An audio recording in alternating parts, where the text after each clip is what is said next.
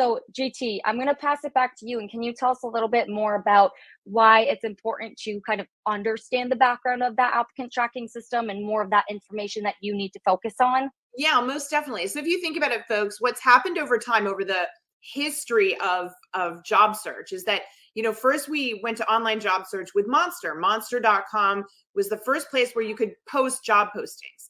And then over time, all of these other platforms came up, like LinkedIn, for example, and Glassdoor and Indeed, and all of these job board sites.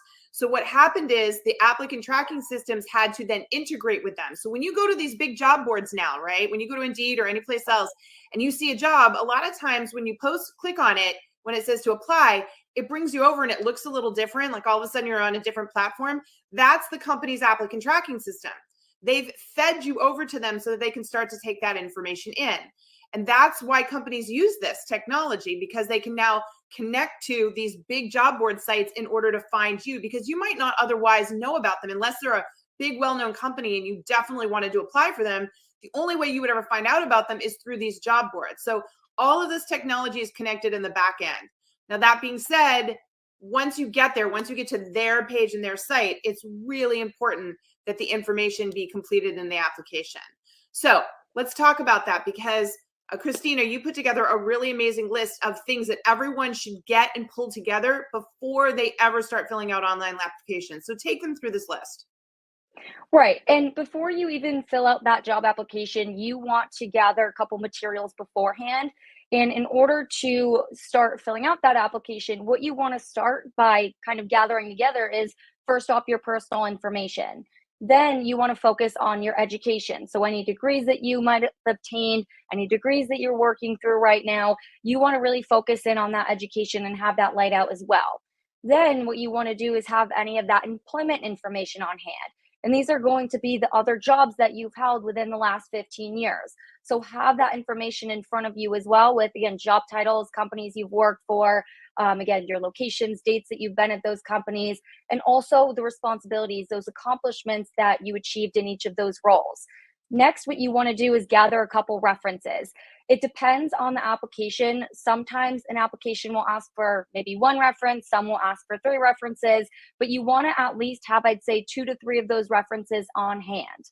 Then what you want to do is pull up that job posting that you are applying to for this application in particular. You want to have that job description right in front of you. If it helps, you can print that out and have it on that table next to you when you are applying and going through that job application. Next, what you want to do is pull out your resume. Have that resume either printed out, pulled up on your computer when you are filling out that application, because you want to access that and be able to, again, use your resume to fill in that information when you're going through the different fields on that certain application.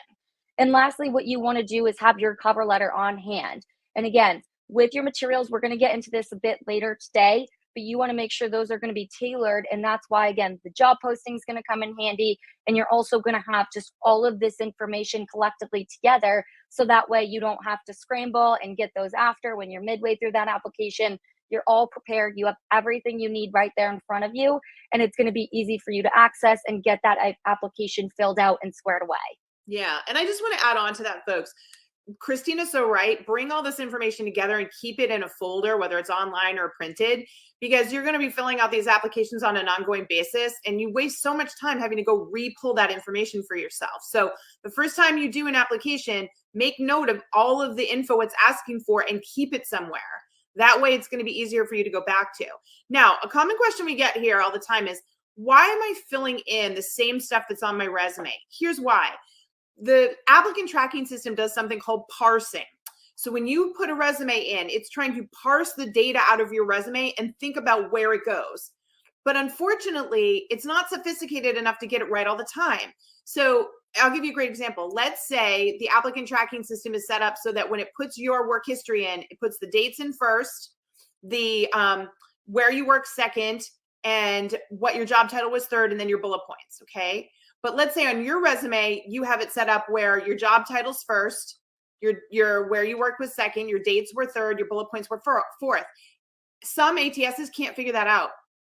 So it's going to put the data in the wrong spot, so that when somebody then searches through the data, it doesn't look like you worked anywhere because the dates are where the bullet points were. Then, the job title is what the company name should be. So that's why a lot of companies still make you fill in all this information. Frustrating?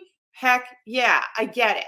But you don't have a choice these days. They invest in this technology. They're going to use this technology. So you're going to fill this stuff out. Now, one other thing I'm going to say here also is you cover letter. A lot of you are going to push back and say, do you need a cover letter? We're going to point out in a little bit here why you should try to, at all costs, add a cover letter every time you apply online. Okay, so stay tuned for that.